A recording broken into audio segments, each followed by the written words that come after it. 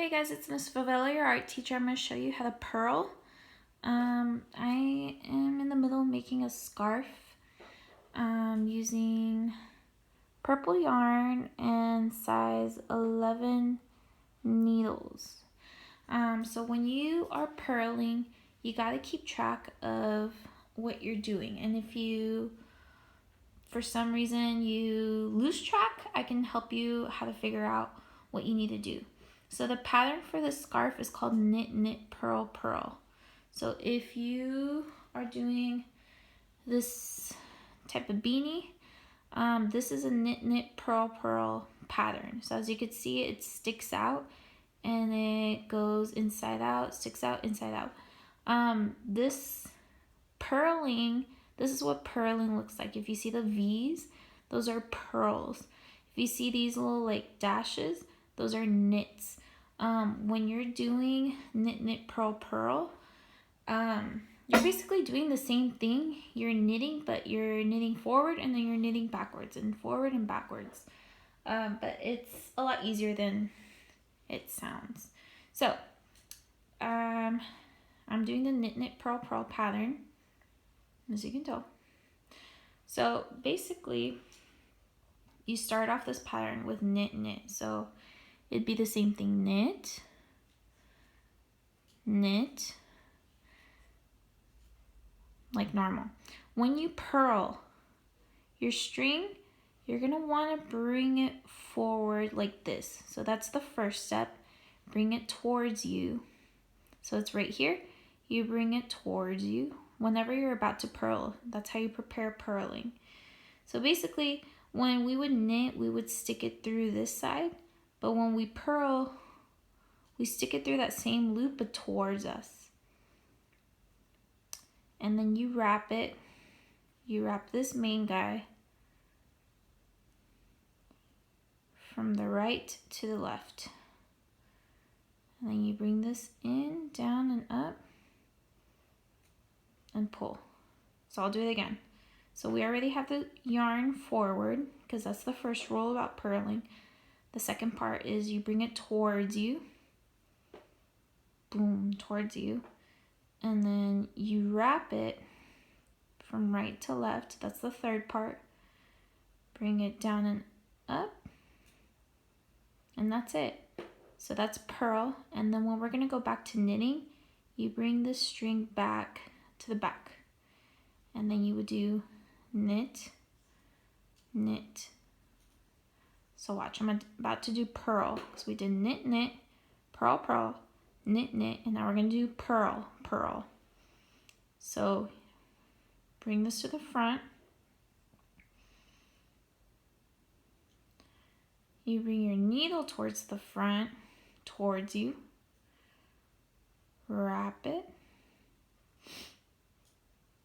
Bring it down and up. It's my first purl. I'm going to do second purl.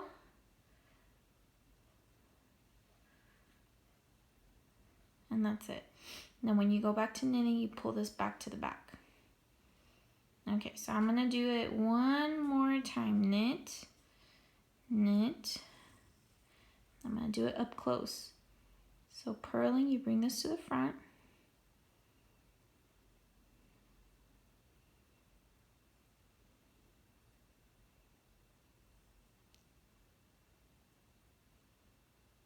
Purl. Towards you. Purl. Knit, knit. Purl. Purl. Okay, and then I just put it back. So if you don't know if it's knitting or if it's purling, it's pretty easy. So let's say you started off good. You did knit, knit, and then for some reason you're like, oh my goodness, I'm on the third one. You can do one thing. So you could do knit, knit, purl. Okay, so the next one's got to be purl. Or if you take a look at your stitching, So you are now capable of probably reading your stitches. If you see right here, there's like a little piece of yarn going over horizontally, and this one doesn't have it. This means that this one was a purled one. So that means knit, knit, purl. This one's gotta be a purl. Now you're probably thinking, what? But shouldn't it be the opposite? But since you flipped it over, if you do purl on top of a purl, it's gonna be inverted. I know that sounds confusing, but basically, so if you don't know, like let's say right now, I don't know what it is, and I have too many stitches to count. If I check right here, and I have a little thing of yarn going across, that's a purl. So you got a purl, so then you're like, oh, okay, I gotta make sure the yarn is on the front, and then I purl it. Sometimes that's a lot quicker than counting. In the beginning, I used to count it because I kind of didn't trust it. So I would go knit, knit, purl, purl, knit, knit, purl, purl, knit, knit, purl, purl, and then kind of figure it out. But see, for instance, right now, it's a lot easier for me to just look, and if there's nothing across it, okay, cool, I just knit it like normal.